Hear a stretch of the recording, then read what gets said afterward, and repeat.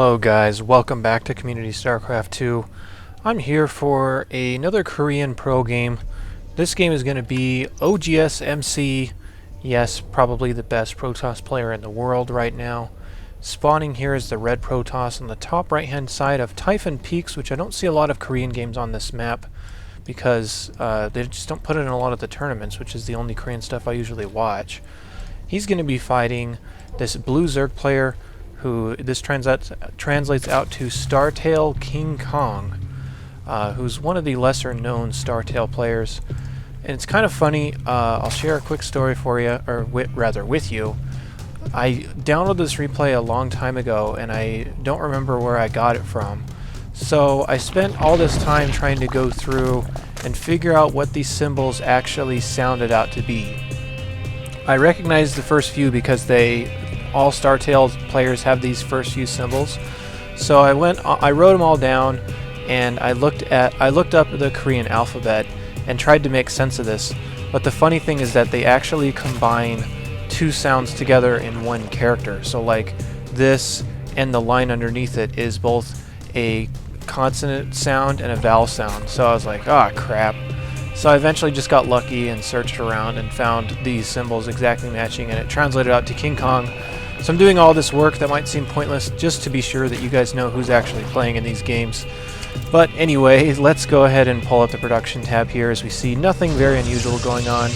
MC going for a very smart double pylon at his wall so that if his first pylon gets lost due to any Zerglings or anything like that, he'll still have power here in case there is a very fast rush.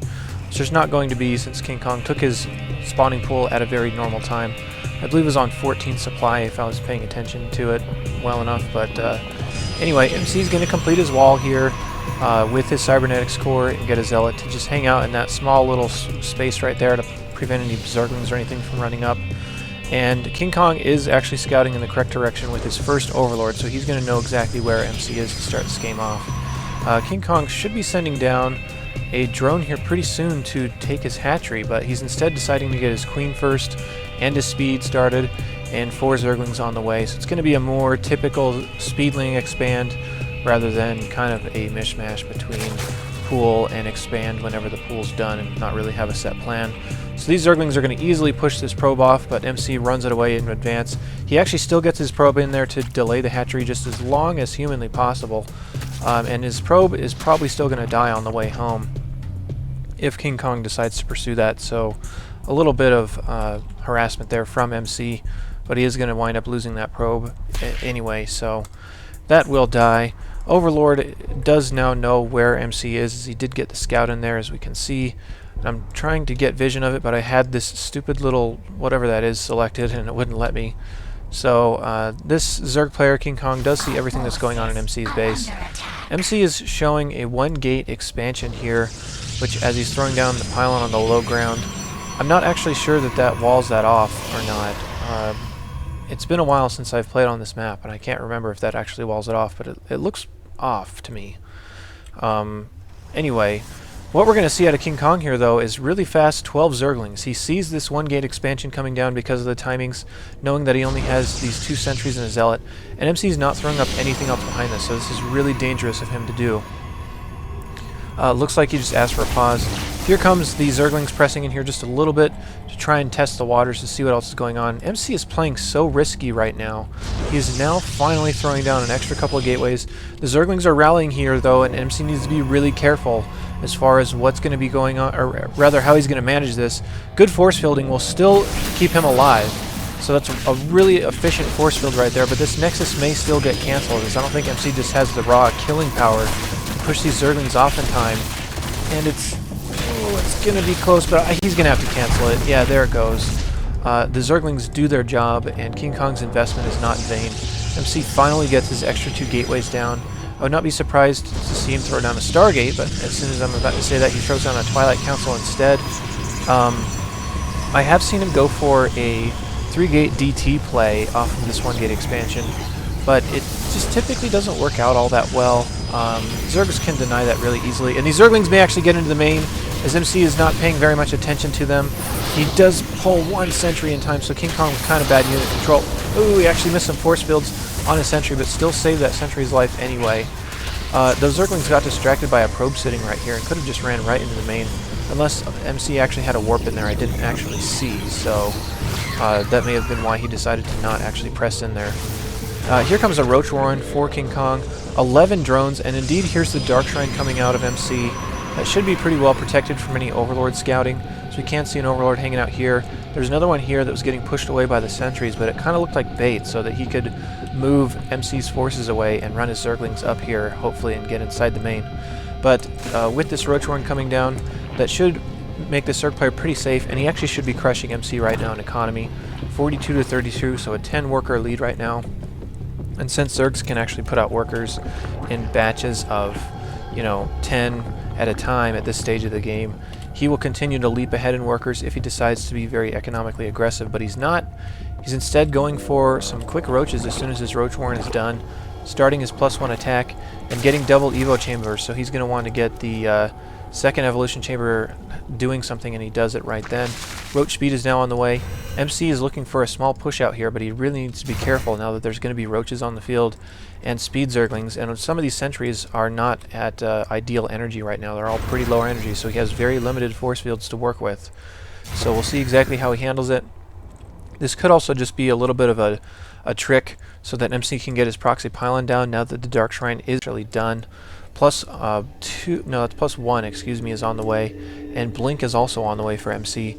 So he kind of looks like he's just setting up for a little bit of a timing push here, but he's going to get in here with his Dark Templar and see what's going on.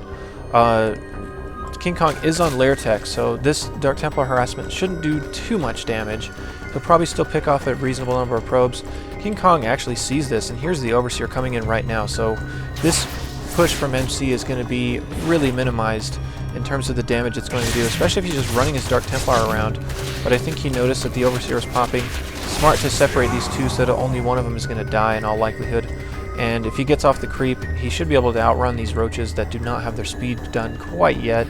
Here comes 3 more gates out of MC and a robotics facility, so he's going to go for that fairly typical 6-gate timing attack with Blink Stalkers on King Kong and see what he can get done. The Dark Templar is trying to sneak around and get into the main by whatever means possible. The Overseer is moving out of position just a little bit though, so this Dark Templar may actually get in and do some damage. +1 is almost done for the Zerg player though, and the DT is just scouting around to see what is up for King Kong right now. He sees that there's no creep started, so this expansion is not done. This Dark Templar is going to die though. Goodbye. MC's economy is kind of rolling around a little bit. I mean, King Kong has given him a slight window to catch up. He's now only holding an 8 harvester lead, and he's kind of mixing his production cycles between roaches and drones very oddly, so he's not macroing as efficiently as he possibly could, but he has very limited scouting information on what MC is doing, so that's going to kind of dictate what his reactions are going to be. This Overseer is going to see everything though. It's going to see the robotics coming up, it's going to see it crowing something out, it'll actually get a glimpse of the Observer if it comes out, but no, MC actually blinks in there and kills the Observer, or rather the Overseer, but it should have seen these extra gates as well. So I think he's going to know what's coming. If you check to the production tab, we're going to see how he's responding to this. Tunneling Claws is on the way, which is not going to do a lot since MC's going to have observers in his army. But the +2/+2, if that finishes before this attack happens, this Zerg player will be in pretty good shape. There's now a Spire coming up and 14 drones, so that's how you can really crank out drones if you're playing Zerg. There's still a proxy pylon here for MC, and there's still a Dark Templar waiting around. But King Kong is putting down a Spore Crawler, as we can see it ghosting right there, ready to get started as soon as the drone gets over in position. Small engagement here. These roaches are going to have to run, but they just do not have the numbers, and he's going to lose a bunch of roaches here to MC's Blink Stalkers, but MC decides to not be aggressive. He doesn't want to engage on this creep where speed Zerglings can come and surround his army, make him burn a bunch of unnecessary force fields. MC's being pretty eco-aggressive here though, and getting his Colossus Bay, or Robotics Bay, whatever you want to call it, up as soon as he can. He may actually knock down these rocks, which he is going to do, just to give him a very short attack path. You can see the walking distance here is basically just a couple of steps to get to the opponent's base, so these close positions become ever more evident as they continue to expand toward each other. Random force fields go down here from MC that don't actually trap anything. They're just kind of keeping him safe while he does a little bit of damage to his hatchery, but that was kind of a waste of force field energy right there, I thought. The observer for MC is almost dead, and if King Kong can find a way to pick off this observer, this is the only one in MC's army, and MC doesn't have anything else coming out of there because his robotics facility is being used up by the Colossus production right now. So if he can find a way to get that observer down, that'll really help these roaches out.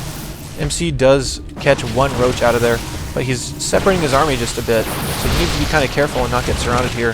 The roaches are burrowing underneath these force fields, as we can see. More roaches rallying, and this roach force is getting more and more scary. MC cannot afford to stick around in this fight for very much longer, because if he gets surrounded by roaches right now, with no Colossus on the field, and with the kind of production that King Kong has right now, it's going to be really, really hard to hold off.